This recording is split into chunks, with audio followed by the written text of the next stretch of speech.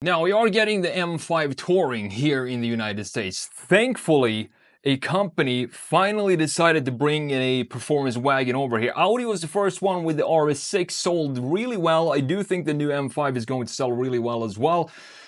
However, we don't get the M3 Touring here, which is crazy because to me that I think would sell even better than the M5 because of the size and the pricing. So what I'm going to do in this video, I'm going to let you know which one of these I would buy if I hypothetically moved back to Europe, had both options, the M5 Touring or the M3 Touring. Which one would I personally buy? Before we jump into Photoshop, have a look, compare these two designs side by side from the front, side, rear, and also the interior, which, by the way, it looks very different. The interiors look different even for the 2025 M3 Touring. Let's have a look at the spec and tech here of these two beasts of wagons. So we have the M5 here. Long roof BMW M5 Touring is the first M-car station wagon for the United States. They're 60 in 3.5 seconds. Expected at dealers in early 2025. Powertrain makes 717 horsepower, but it is a heavyweight, this thing. It consists of a 577 horsepower twin-turbo V8 and a 194 horsepower electric motor. All-wheel drive and an 8-speed transmission are both standard. All-wheel drive system is, however, rear-wheel biased, and I do think you can switch that off. Yes, you can switch the front wheel drive completely off, making this a 717 horsepower wagon, rear wheel drive, which is fantastic. It weighs over 1,100 pounds more than the previous generation sedan's curb weight, meaning that the Touring is even heavier. It comes in at about 5,530 or 5,530 pounds, which is insanely heavy. Top speed is limited to 155, but as you get this M driver's package, it's increased to 190 miles per hour. It's insane these days that we can have SUVs and wagons do these type of speeds, but that's where we are right now. So the base price for this is $122,675, a $2,000 premium over the M5 sedan. So of course you're gonna get more space, a little bit more practicality. You're gonna have to pay a little bit extra for that. Production is set to begin later this year. Now let's have a look at the M3 here. So the M3 Touring is the first of its kind. We never had an M3 Touring before. We did have a concept of the E46 M3 that they made in this liquid silver color, which looked absolutely fantastic. Very unfortunately, they did not put that into production, but this is the first M3 Touring here. As I said, it's off limits for the United States. We're not getting it here. This is powered by a twin turbocharged 3-liter inline 6 instead of the V8 in the M5. You have a same 8-speed automatic transmission, and fully loaded, this comes in at $120,000. So pretty much a base M5 costs pretty much the same as a loaded M3, which is interesting. The run 0 to 60 takes about 3.4 seconds according to BMW, but it's in independent testing, it's closer to just 3 seconds, meaning that I do believe it is in fact quicker than the BMW M5. I'm not entirely sure. 3.5 seconds official numbers from BMW for the M5 and 3 seconds in individual testing for the M3. So they're pretty much gonna be the same time, 0 to 60, which is not bad at all. 3 seconds is just insane. So we have the base price of $108,772 for the M3 Touring. Twin turbocharged inline 6, 503 horsepower, 479 pound-feet of torque. 0 to 60, as I said, in independent testing, 3 seconds, and it comes with an 8-speed automatic. So with that said, let's jump into Photoshop here. Let's have a look at these two designs and see what's going on with specifically, I would say the front end is the biggest change here, because the M5, as you know, the M5 is required to sit a little higher overall. The volumes, I'm not sure what this arrow is doing right here. It's been on my screen for the entire day. I'm not sure where it comes from, but I can't remove it somehow, so you're gonna have to live with this little arrow on the side there. So we have the M3 with the kidneys, the big beaver teeth kidneys right here. But the thing is, when it comes in the wagon form here, I do think the kidneys they just work better for some reason. I do think that has to do with the added volume that we have in the back. We're gonna have a look at that in the side view in a minute. This being the 2025 model year, we do have the new headlights here with these two claws, rips in the headlight unit itself, being the daytime run lights. This has grown on me quite a lot, the M3 and the M4 as well, as I've seen more and more of them on the streets and been reviewing them in person. I do think they did a good job trying to maybe industrialize their design language a little bit. There are a couple of changes here that I'm not so sure of, or design features. For example, this very sharp corner creating this super thin piece of bodywork here, looking very weak in that area. It feels like I can just grab that piece, this piece right here, and just snap it off because it feels very weak and thin. Then we have this angle here. There's a lot of angles in the front end of the BMW, as you can see. A different angle here, and we do have some side spoilers here on the side, in the corners kind of hugging the road going forward. Now looking at the M5 here, and the biggest difference here is that they stuck with the more traditional grille layout. However, I'm not sure if it's a better solution than the M3, because look at this. We do have the radar sitting right in the middle, in between the kidneys, and totally breaks up this line. We need to have these two lines here to separate the kidneys and create the one key feature that BMW is known for, is the two kidneys. But instead, they decided to just slap a rectangular radar in the middle there. These are lit up, so they have some backlit to them at night. You can see that this is definitely a BMW coming at you because of these kidneys lighting up. We have new headlights for the 5 Series, of course.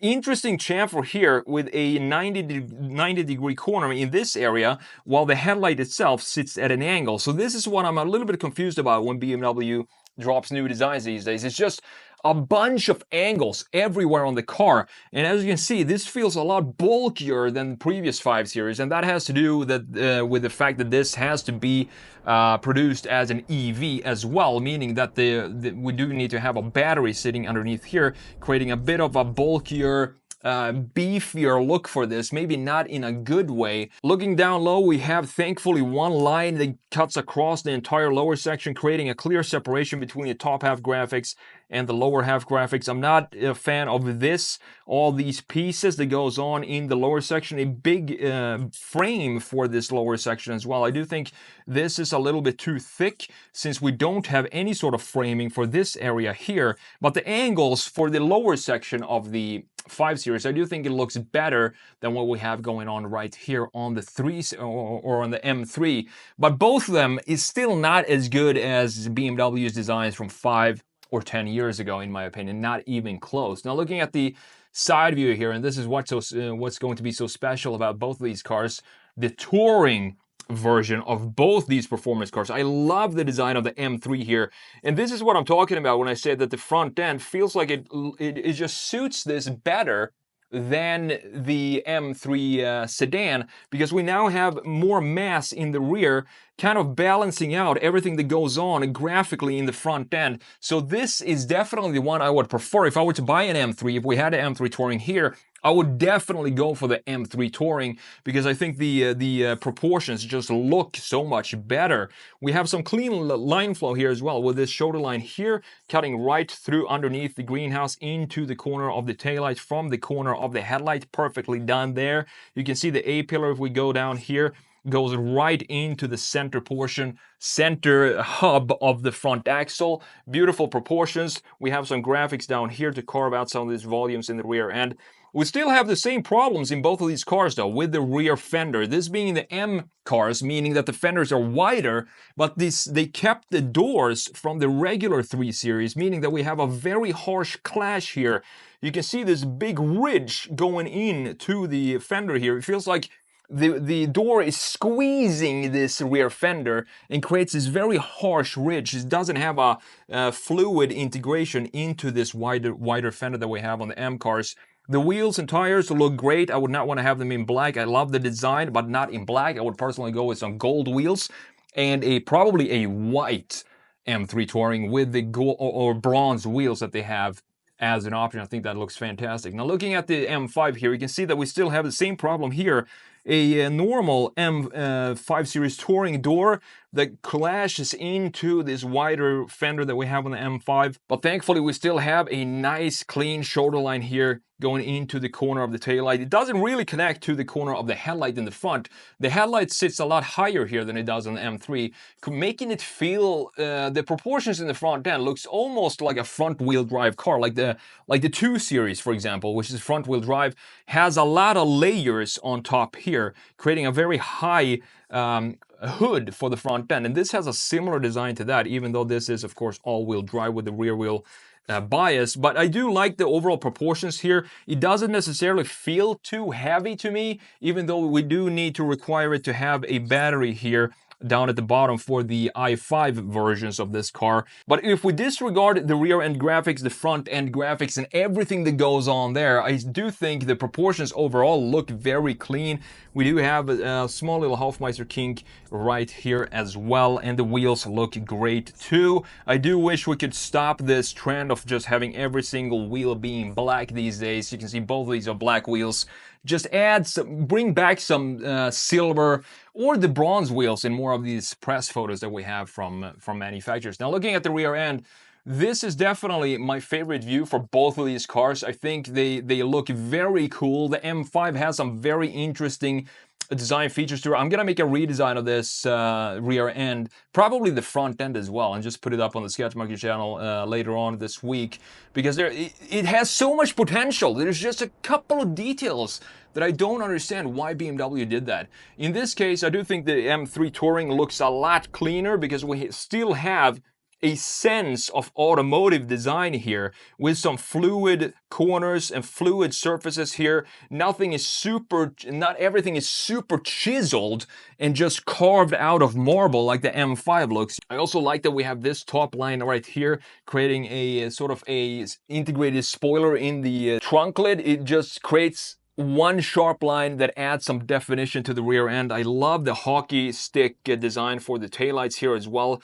Beautiful dynamic taillights. Thicker here, goes into a lot thinner before it fades in to the center of the rear end. M3 logo here. Big spoiler up top. The diffuser looks great as well, even though personally I would like to have it be a little bit more smooth integration like this for the diffuser and not have this sharp 90-degree corner here again like we had in some pieces in the front end. But other than that, the diffuser looks pretty static still, because look at all these lines here. It's a very static looking design, doesn't have a lot of dynamic features to it, but it is a diffuser. It's supposed to be more functional than aesthetic, so I understand why it's designed this way. Typical M exhaust pipes being the quad exhaust pipes down there as well. Now looking at the M5, I think that the diffuser here does not look as good as it does on the M3, because we have this dip here in the middle, making it feel a little more heavy than necessary, because we could have just lowered this diffuser and just have it be straight, go straight into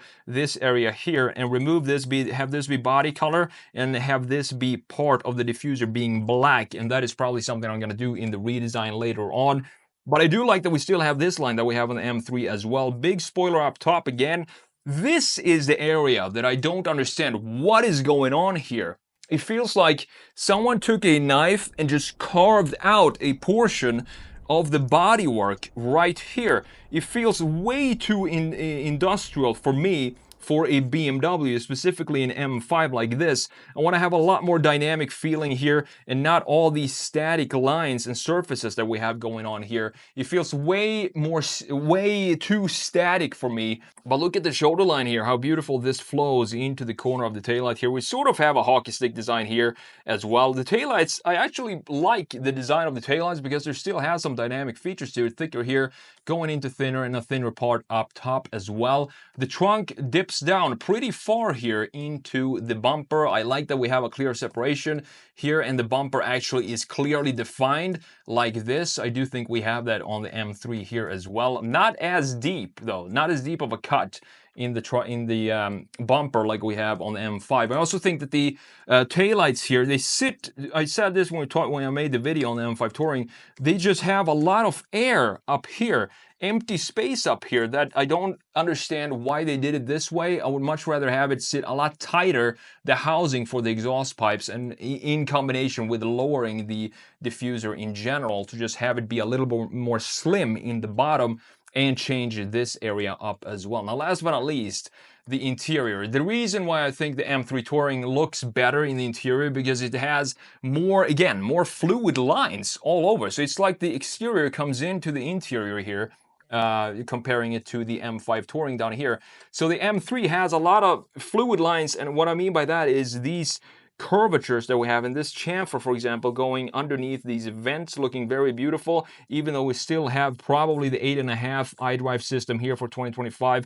Steering wheel looks great. I love these BMW M steering wheels with the Alcantara, very fat steering wheels. M stitching on the inside. You have the paddles on the back and the configurable drive mode buttons right here, these red ones. It looks very clean, even though I would definitely prefer to have the iDrive 7 system, which I think went out of production in 2022 or 2023 before they just slapped two big screens up here.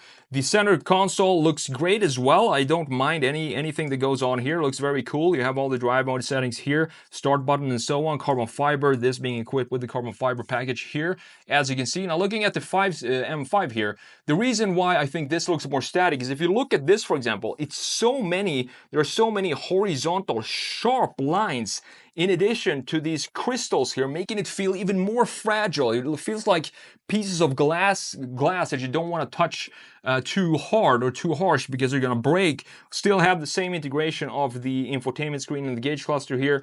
Not sure if the steering wheel is the same. I do think it's a different steering wheel here.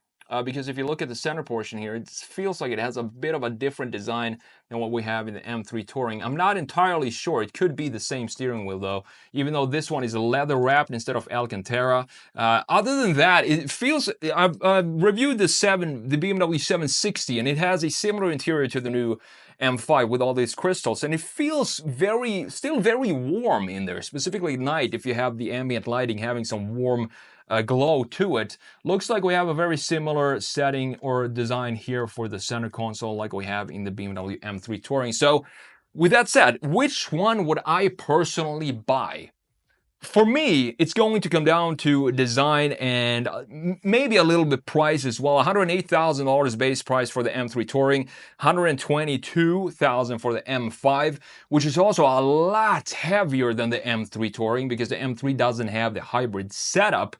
And I also think, as I said, that the front end of the M3 Touring just feels more natural to have the big grills now when we have the big volume in the rear. So for me, if I were to buy one of these today, I would 100% go with a white M3 Touring with the bronze wheels from factory. I think that would be the perfect performance wagon. The sizing, the power, the interior, I also feel it looks a little cozier than the M5. Even though the M5, when it comes to the powertrain with the V8, unfortunately the M3 does not have a V8 anymore. But after reviewing a bunch of M3s, the inline 6 is definitely enough.